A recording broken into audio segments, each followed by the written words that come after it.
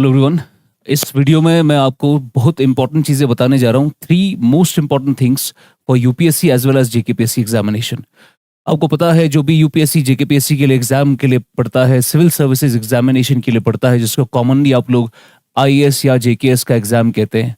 इसमें 3 सबसे इंपॉर्टेंट चीज़ें जो है वो मैं आपको इस वीडियो में बताता हूँ और उसको कैसे हासिल करना है वो भी बता देता हूँ मैं आपको।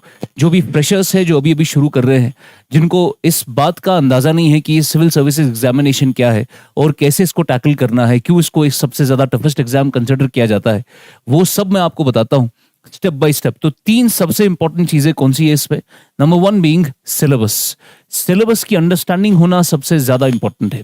सिलेबस की जब तक आपको अंडरस्टैंडिंग नहीं है, आप ये प्रिपरेशन शुरू भी नहीं कर सकते। बहुत ही गलत लगता है मुझे जब कोई फ्रेशर किसी क्वालिफाइड ऑफिसर से पूछता है कि मैं क्या करूं, तो उसको कहता है जाके 6 और 12 की एनसीईआरटीज पढ़ना शुरू कर दो, बिना उसको ये समझाए कि सिलेबस क्या है। सिलेबस की अंडरस्टैंडिंग बहुत ज़्यादा इंपॉर्टेंट है।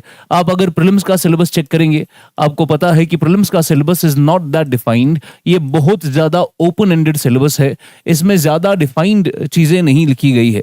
लेकिन अगर आप मेंस की बात करेंगे, मेंस का सिलेबस अच्छा खासा डिफाइंड सिलेबस है। उसमें उन्होंने काफ़ी सारी चीज़ें स्पेसिफिकली मेंशन करी है और आपको मेंस का सिलेबस ज़बानी याद होना चाहिए। तो पहला काम जो आपको करना है, जो भी फ्रेशर है, जो अभी शुरू कर रहा है सिविल सर्विसेज की तैयारी, या उसको जिसको शुरू करनी है, उसको मैं बता रहा हूं, पहले आप कॉपी लाइए सिलेबस की।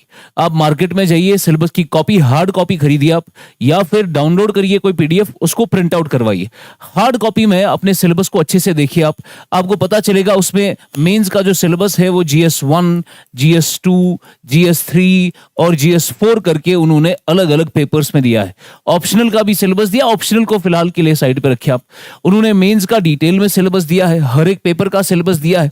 उसी सिलेबस में आपको इंटरव्यू का सिलेबस भी मिलेगा, उसी में आपको इंटरव्यू का सिलेबस भी मिलेगा। इंटरव्यू भी बिना सिलेबस के नहीं करा जाता, उसका भी स्पेसिफिकली डिफाइंड सिलेबस है। मैंने अभी रिसेंटली इंटरव्यू के एक लेक्चर्स कुछ दिए हैं जिसमें मैंने 3 घंटा सिर्फ इंटरव्यू का सिलेबस पढ़ा है। तो आपको ये चीज याद रखना है, बिना सिलेबस पढ़े आप कोई भी टैकल, किसी भी एग्जाम को टैकल नहीं कर सकते। तो पहले सिलेबस पढ़ना है। पढ़ना नहीं है सिर्फ, जैसे आपने GS1 का सिलेबस निकाला, उस GS1 का सिलेबस को अपने हाथ से लिखना है। अपने हाथ से आप इसको बुलेट पॉइंट्स में लिखे और कंटिन्यूसली 5-6 बार लिखे ताकि आपको याद हो जाए वो, और याद करके उसको दीवार पे लटका देना और सुबह सुबह उठकर पहली नजर उसी पे जानी चाहिए ताकि सिलेबस आपको दिमाग में याद रहे। आपको पता होना चाहिए किस लाइन में क्या क्या लिखा है, कौन से कीवर्ड्स और कौन से फ्रेजेस इस्तेमाल किए गए हैं यूपीएससी जेकेएस के सिलेबस में, क्योंकि दोनों का सिलेबस सेम है। तो पहला काम आप क्या करेंगे, सिलेबस लेकर आएंगे और सिलेबस को डिफाइन तरीके से जबानी याद करेंगे। सेकेंड जो इंपॉर्टेंट चीज करेंगे आप, वो है आपका प्रीवियस ईयर क्वेश्चंस का एनालिसिस। तो पीवाईक्यू एनालिसिस जब तक नहीं होगा तब तक ये तैयारी शुरू नहीं करी जा सकती। पीवाईक्यू एनालिसिस करने के लिए आपको प्रीलिम्स के पिछले 20-25 सालों के 20-25 इयर्स की कंसोलिडेशन लानी पड़ेगी। उन्होंने उस पर अच्छा खासा एनालिसिस करके रखा होता है, कंसोलिडेशन लानी पड़ेगी। और मेंस की भी कंसोलिडेशन खरीदनी पड़ेगी आपको। मेंस में भी पिछले 10 साल के कम से कम आपको पेपर्स खरीदने पड़ेंगे। ये आपको बुक में मिल जाएंगे, या फिर अगर आप पेपर वाइज भी देखना चाहते हैं, पेपर वाइज भी नेट पर अवेलेबल है। तो आपको ये सारा डिटेल में मिल जाएगा। दिशा पब्लिकेशन की प्रीलिम्स की एक किताब आती है, वो खरीद लीजिए आप।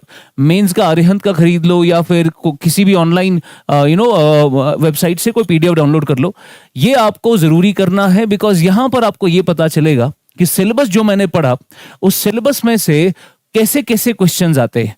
जैसे आपने हिस्ट्री का सिलेबस पढ़ा, अब हिस्ट्री का सिलेबस पढ़ने के बाद हिस्ट्री में से कैसे एमसीक्यूज आ रहे हैं, हिस्ट्री का सिलेबस पढ़ने के बाद हिस्ट्री में से कैसे मेंस के क्वेश्चंस आ रहे हैं, बस पढ़ना है। वो उसको आप आंसर नहीं कर सकते, वो आंसर आप करने के लायक भी नहीं है अभी, क्योंकि आप शुरू ही कर रहे हैं। उसके लायक बनना है, उसमें साल भर लगेगा। मगर याद ये रखना है कि सवाल कैसे आते हैं, ताकि आपको दिमाग में थोड़ा थोड़ा डेटा फीड होता रहे कि जो मैं सिलेबस देखा है, मैंने जो टॉपिक्स मैंने पढ़े हैं, उसमें से किस तरीके का क्वेश्चन बन सकता है। तो आपको पता होना चाहिए कि इंडियन नेशनल मूवमेंट में कैसे क्वेश्चंस आए हैं, पर्सनालिटीज के बारे में जो सिलेबस में लिखा है कि पढ़नी है, कौन कौन सी पर्सनालिटीज न्यूज में आई है। ऐसे ही अगर इंडियन इकोनॉमी पे कोई सिलेबस में चीजें दी है, फूड प्रोसेसिंग पे, एनिमल रेयरिंग पे, पब्लिक डिस्ट्रीब्यूशन सिस्टम पे, ये सारा सिलेबस में डिटेल दिया हुआ है, उस पर कैसे कैसे सवाल बनते हैं। तो सवाल बेसिकली आपको पता होना चाहिए सिलेबस के रिलेटेड कैसे कैसे क्वेश्चंस आ रहे हैं।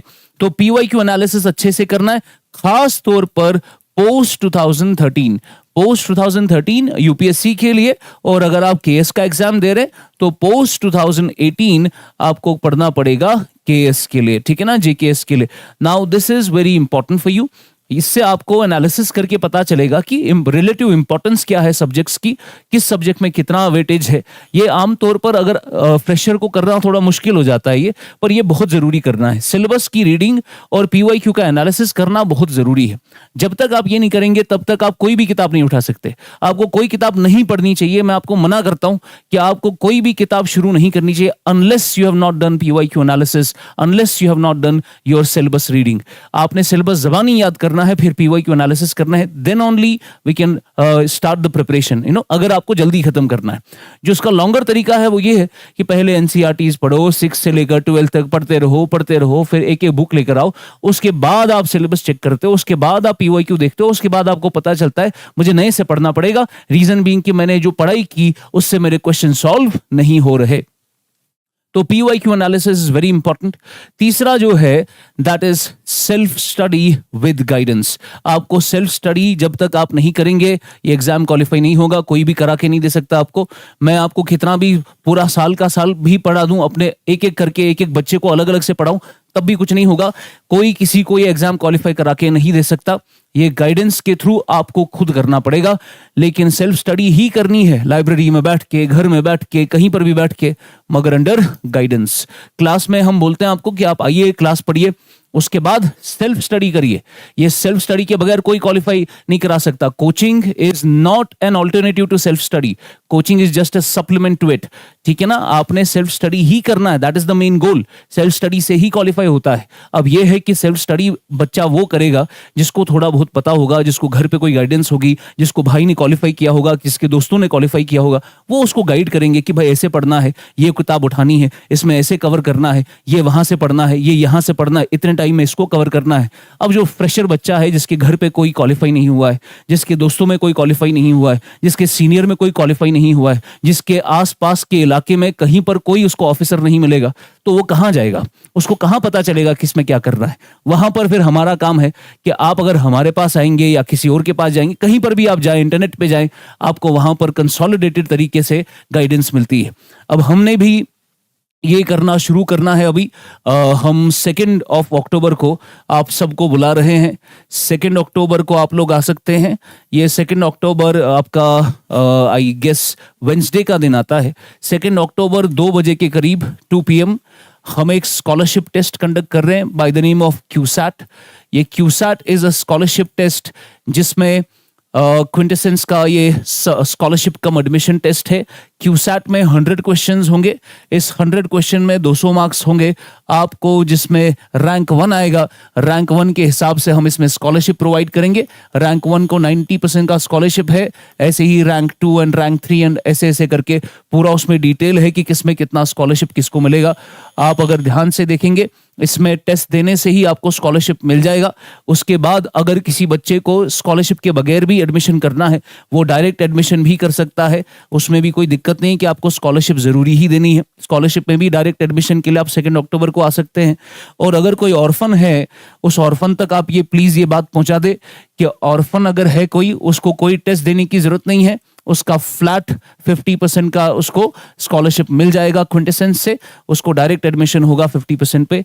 और ये हम कर रहे हैं 2 अक्टूबर को।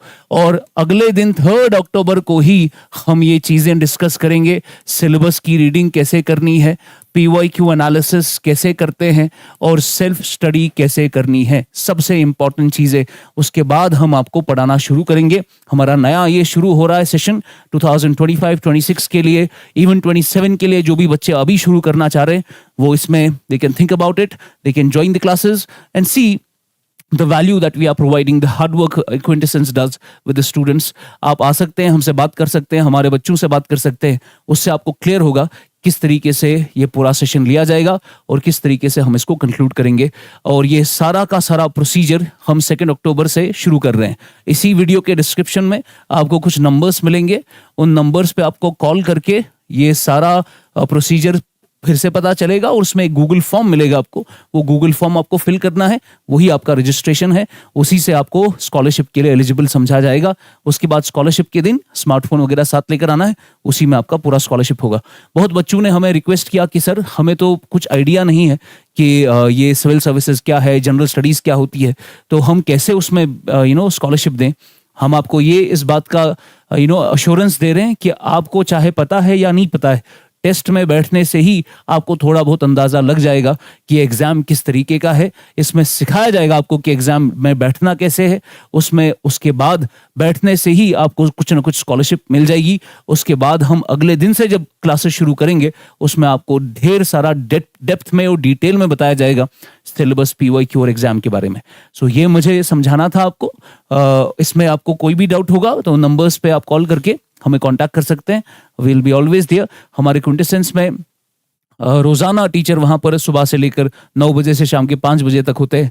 आपको कोई भी डाउट हो, फ्री ऑफ कॉस्ट आप आ सकते हैं और गाइडेंस ले सकते हैं, मेंटरशिप ले सकते हैं। उसके अलावा भी you have any doubts, you can call on the number and we'll take your questions. Thank you so much.